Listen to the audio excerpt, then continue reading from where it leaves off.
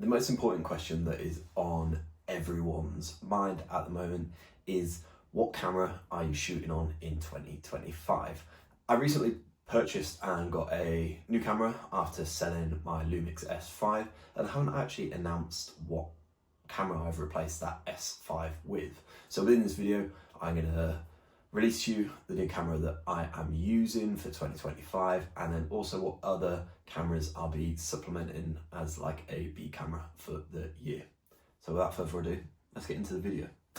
With the Lumix S5, it just got to a point where I just wasn't happy and confident with the performance of the photography side of things with the camera. For video, like I've mentioned in other videos, if you want it, I'll link it on the screen somewhere. But for video, I thought it was exceptional. It was everything I needed from a camera and so much more. However, for photography and the sort of photography work that I'm doing and looking to do more of, it just wasn't quite holding up its end of the stick. So I have gone back to Sony. The first camera I ever purchased was a Sony. So I do have some lenses in the ecosystem still, however they are APS-C, but the megapixel on the new camera allows me to use the APS-C mode on it and still get a nice, reliable, sharp image. So the camera that I traded the S5 in for is the Sony a7R3A. So when I was looking to upgrade my camera before I got the S5, I knew of the Sony a7 III, but I'd not looked at the R range, and I don't know why I didn't look at the R range, because I knew the S range of the Alpha series are video dominant, and they are predominantly for people that are looking to do videography, film work, and anything content creation that way sort of thing. However, I completely neglected the R range, which is the more photography side of things for the Sony Alpha ranges. I don't know why. This little camera, not so little camera, is an absolute beast. It is 33 megapixels, so that's more than enough to, if I don't quite get the composition how I want it, to punch in and still have a nice sharp picture. It also means that if I use my APS-C lenses on here, I can still get a decent megapixel image out of the camera by using that APS-C mode and that crop mode on the camera as it is. Now, what do I like about this Sony a7R3A? First of all, I'm blown away with its photographic capability.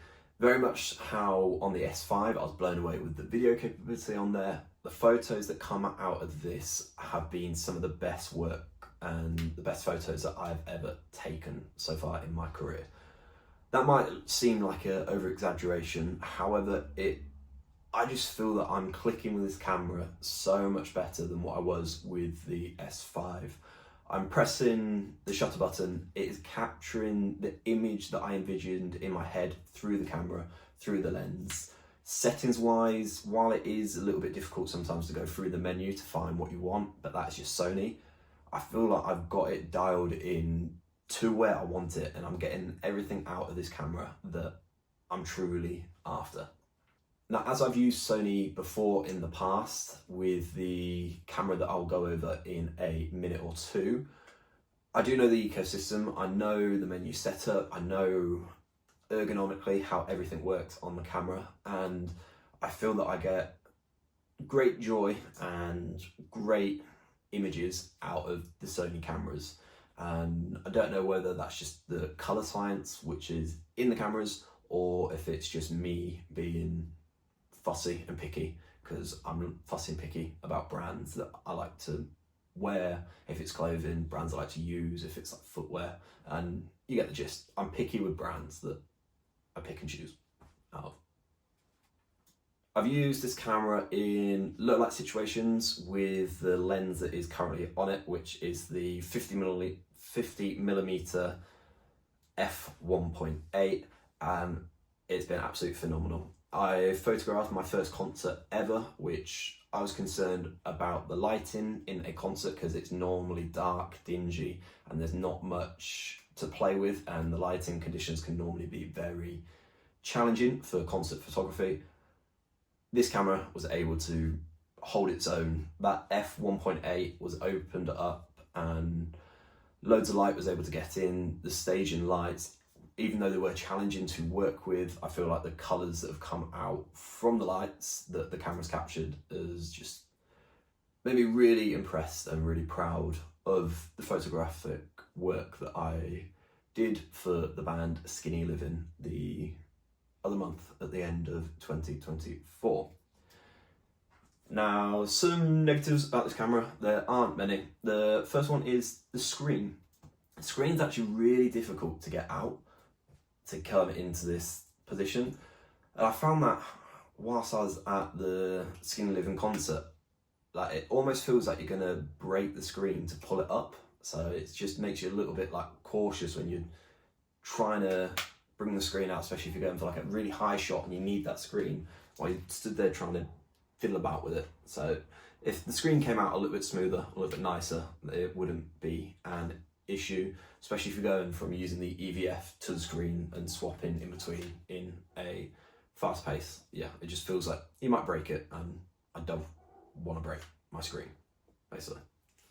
The only other negative I'd say with it is, and this is probably me just having to get more comfortable and used to it a little bit better and probably change a couple of the settings, is the settings reset every time I go back into it. So if I set something up and then I change the mode that I'm shooting on, so if I switch from aperture priority to shutter priority because I need to change the shutter, it kind of like resets back to default. Now, I probably just need to switch on the memory recoil on it or figure out why it's doing that. But yeah, like I said, that's probably just me not set it up properly. Apart from that, I'm really happy with the A7 IIIRA. I'm really happy with this 50mm lens. It's been glued to the front of my camera and I've barely swapped in and out, and surprisingly I did a lot of the concert on the 50mm, and like I mentioned earlier, with that capability to crop into the image and still have a nice sharp image, I got away with using the 50mm for a lot of the concert. And I was in the photo pit for the first 5 songs, and then the rest of the gig I was roaming around the venue. So that is my A camera for 2025. Switching over to my B camera now. So this camera is the first mirrorless camera that I ever bought, and I bought it a few years ago. I think in 2019. I might be wrong with that, but yeah, I was still at university doing a dance degree, and I wanted a camera to start documenting things and then doing a little bit of photography on the side and videography whilst being at university doing dance. And that camera is the trusty Sony a6000. When I bought it, it came with this lens, which I believe is the 20 to 50mm. I might be wrong, I'll put it on the screen if I am wrong. And then I also purchased an additional lens, which was the 55 to 210mm f4.5 to, I believe, 6.3. The reason I was looking down there is I've got the box out, so I was looking at that. But yeah, these two setup has allowed me to learn everything that I basically know about photography, and has really sparked that like passion that you'll probably see through all of my work now and everything that I do. So the camera isn't groundbreaking, it isn't anything out of this world. However, it's allowed me to learn my craft. It's allowed me to be passionate, gain the skill set that I want and need, and basically start my photography business and start my photography journey.